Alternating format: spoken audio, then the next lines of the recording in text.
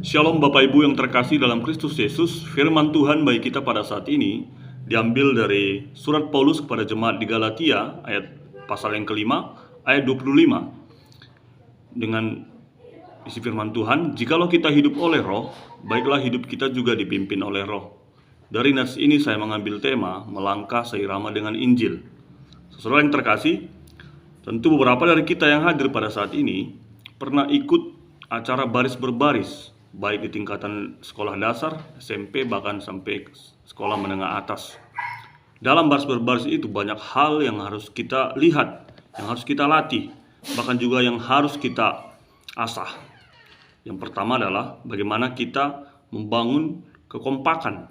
Tentunya harus saling mengenal satu dengan yang lain di dalam tim barisan itu. Bahkan juga langkah kaki yang teratur dan juga sikap sempurna ketika melangkah.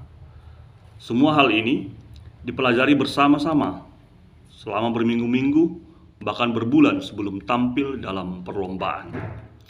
Saudara yang terkasih, semua yang dipelajari itu tentu adalah hal yang sangat penting. Tetapi di balik itu semua ada satu hal yang tidak boleh diabaikan ataupun dilupakan, yaitu bagaimana kita mengikuti instruksi ketua barisan yang akan memimpin barisan kita untuk mencapai garis akhir selama perlombaan. Jika instruksi ketua barisan ini didengarkan, maka gerakan barisan akan seirama, akan rapi, bahkan akan sangat besar berpeluang untuk menjadi juara. Dan sebaliknya, ketika arahan diabaikan, maka akan terjadi kekacauan dan ketidakseragaman. Bahkan tidak sejalan dengan apa yang kita harapkan. Firman Tuhan bagi kita pada saat ini dengan tema melangkah seirama dengan Injil adalah sesuatu hal yang harus kita lihat di dalam keseluruhan Injil, bukan saja di dalam kitab Galatia. Saudara yang terkasih, surat Paulus kepada jemaat di Galatia adalah pesan yang sangat keras dalam menyampaikan kebenaran yang sejati, kebenaran Injil Kristus. Bagaimana saat itu terjadi suatu pengajaran yang menyimpang kepada jemaat yang ada di Galatia, sehingga mereka berubah dari pemahaman yang benar menuju ke pemahaman yang tidak benar. Tentang Injil yang disampaikan oleh Paulus kepada jemaat di Galatia tentu bukanlah sesuatu yang mudah. Tetapi ketika Paulus tidak lagi ada di sana, maka muncullah pengajar-pengajar palsu yang mengajarkan bahwa orang yang percaya yang di luar dari Yahudi harus disunat agar kekristenannya diakui. Padahal itu sangat jauh berbeda dengan apa yang disampaikan oleh Rasul Paulus.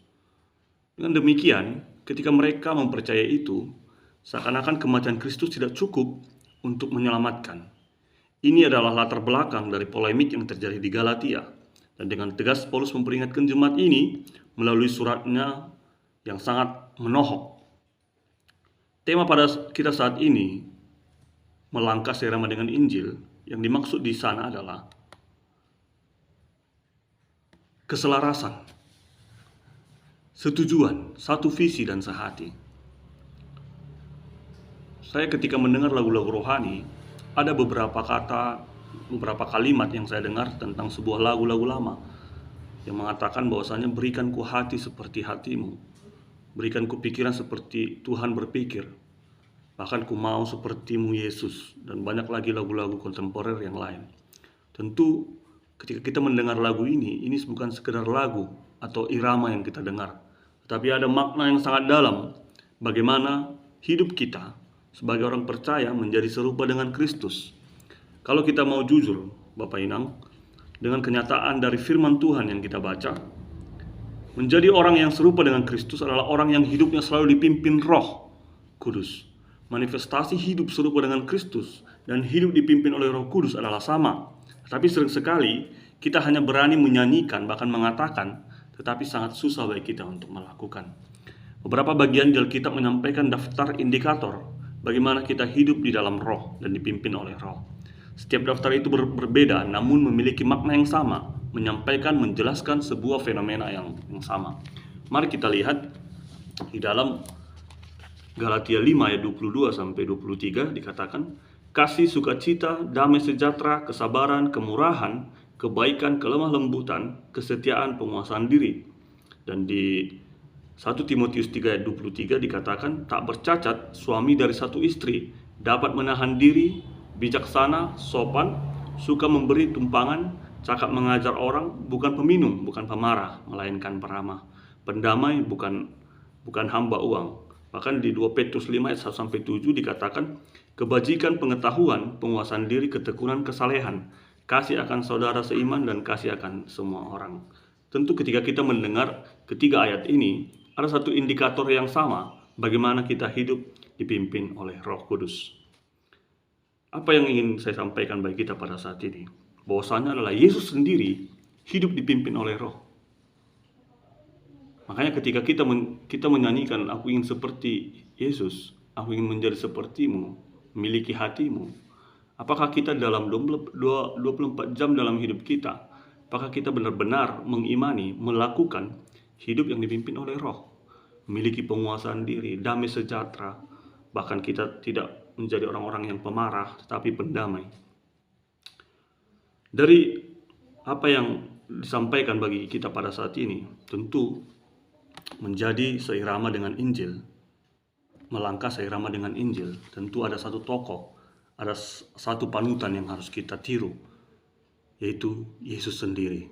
Bagaimana Yesus hidup dipimpin oleh Roh. Yesus ketika di dalam Injil, kita melihat bagaimana Yesus berdoa dipimpin oleh Roh.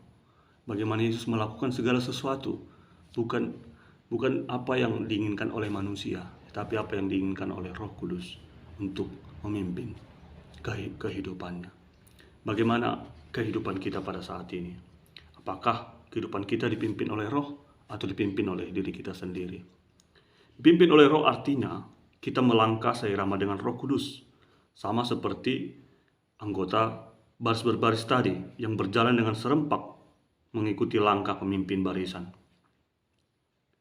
Itu berarti ketika kita mengikuti instruksi dari pemimpin barisan atau Roh Kudus, kita tidak mendahului di depan dan tidak ketinggalan di belakang, tapi kita selalu seirama dengan pimpinan Roh Kudus. Kalau Roh Kudus mendorong kita dengan kasih-Nya untuk bercerita tentang Kristus kepada teman kita tidak akan berdiam diri dan menutup mulut. Kalau Roh Kudus tidak memberi kita damai sejahtera untuk mengambil keputusan di dalam hidup kita, maka kita tidak melangkah dengan sendiri. Tentu hidup yang dipimpin oleh Roh Kudus bukan hanya hidup seperti manusia lainnya, tetapi hidup yang dipimpin oleh Roh Kudus akan terlihat dari tindakan, dari perkataan, dari cara menyelesaikan masalah.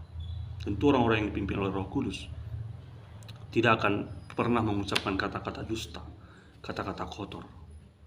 Tentu orang-orang yang dipimpin oleh Roh Kudus ketika menyampaikan kabar baik, menyampaikan firman Tuhan, akan terlebih dahulu melakukannya. Saudara yang terkasih, firman Tuhan bagi kita pada saat ini adalah sangat keras sebenarnya. Melihat situasi kehidupan di dunia pada saat ini, banyak orang yang melakukan apa yang dia inginkan. Banyak orang melakukan apa yang orang lain banyak lakukan, sehingga tidak ada integritas, tidak ada keyakinan yang utuh terhadap apa yang dia yakini. Ketika kita menjadi murid Kristus, ketika kita menjadi orang-orang yang percaya kepada Kristus, tentu kita juga akan mengikuti karakter yang dimiliki oleh Kristus. Saudara yang terkasih, mari kita merenungkan apa yang menjadi perenungan firman pada hari ini. Mari kita benar-benar melihat bagaimana karakter Kristus dalam firman Tuhan. Bagaimana kita bercermin bahwasanya aku adalah anak Kristus, sehingga di dalam kehidupanku aku bisa juga memancarkan kasih yang dipancarkan Yesus kepada sesama. Bahkan hidupku juga bisa menjadi berkat buat orang-orang yang ada di sekitarku. Demikianlah firman Tuhan yang saya sampaikan pada hari ini. Terpujilah Tuhan yang memiliki firman, dan terpujilah Yesus Kristus, Sang Juru Selamat dunia. Amin. Mari kita berdoa.